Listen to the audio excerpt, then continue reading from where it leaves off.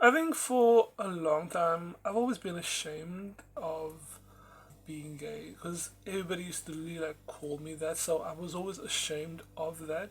And it showed with my friendships, it showed with the people around me, and I was just always attracting people that had that same mindset as me. And not to say that they don't deserve forgiveness or anything, because I definitely have forgiven myself for that, and therefore I've forgiven everybody else for that, because it's when something's a social pariah, or when something is deemed socially unacceptable, of course everybody's going to internalize that, and that makes sense.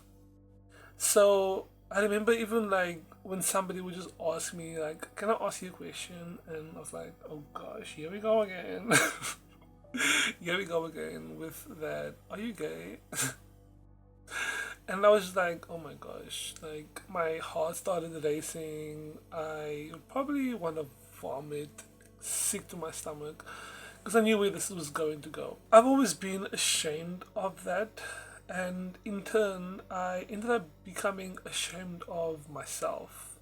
Developed low self esteem and just being so unsure of myself because it felt like nobody liked me for me, and they would place this label onto me that they already deemed as negative, and place it onto me as if I'm trash. I'm this disgusting thing.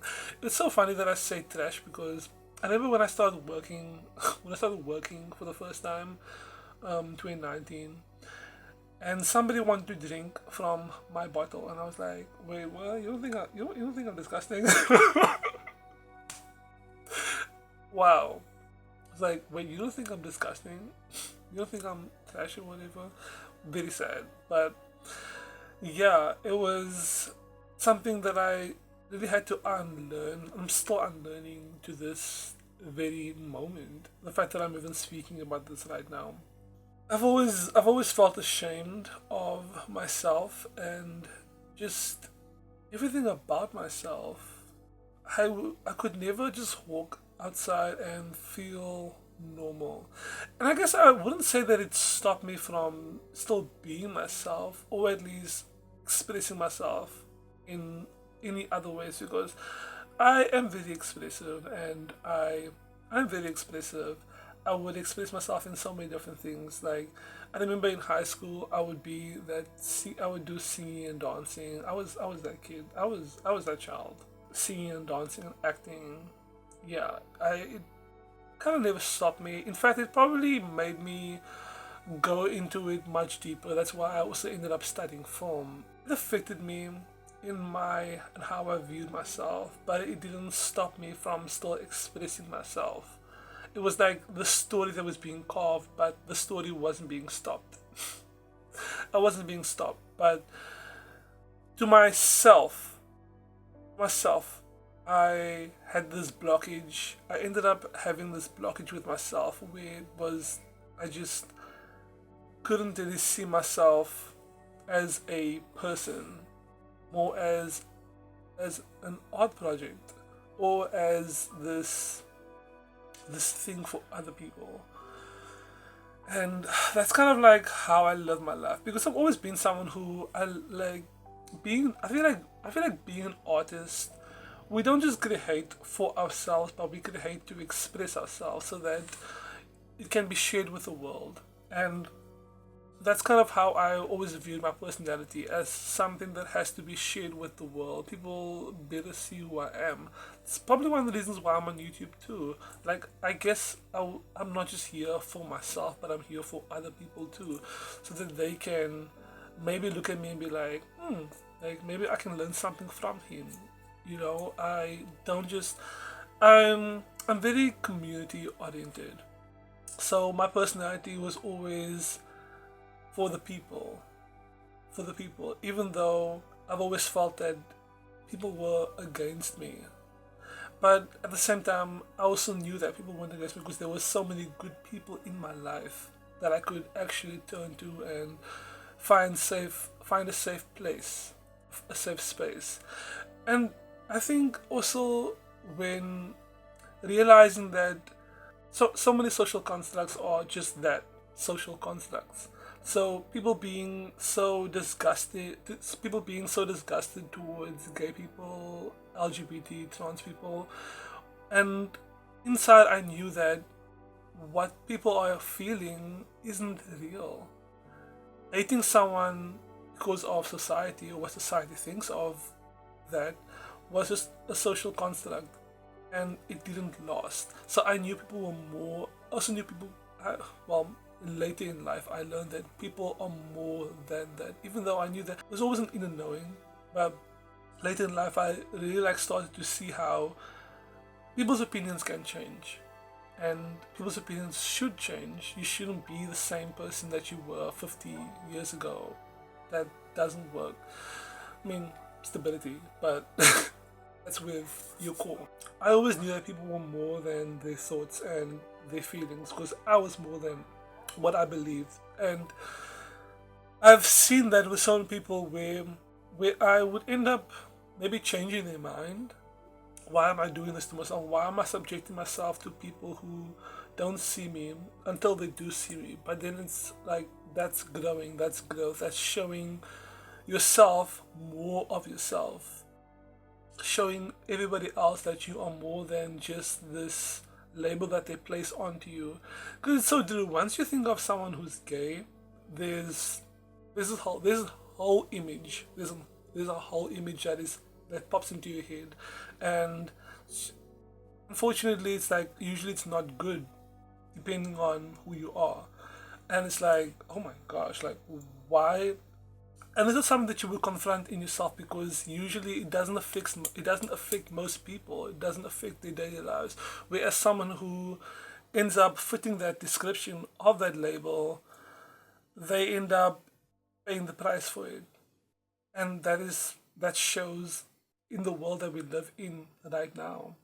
Nobody wants to see that you are more than just this thing, even though they know that they are more than this thing. It's kind of like where forgiveness comes in, and you have to kind of like forgive people for not knowing better or thinking that they know better than you.